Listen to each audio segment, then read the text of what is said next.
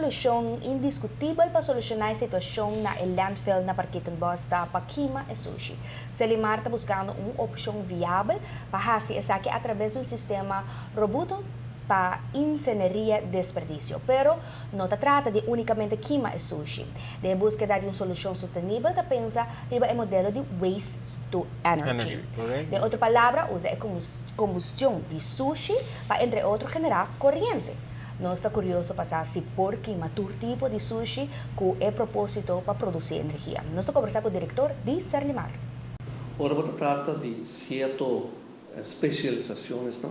Fábrica não roupa especializada, mas certo sushi não, para ter isso não pode trabalhar. Ora, para puta papel de um produto robusto, praticamente tira tu custo em dia, então é saca folha que não queima, então o resto que ela queima ela produz energia.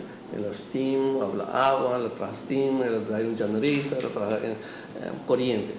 Mas ora, a fábrica não tem roupa tecnologicamente avançada, e ora tem papel de especificações, não? Para que mais vai para por produzir energia como é. Naturalmente, essa é utopia, é ponto final, mas não quer nem momento aí nos assinalou.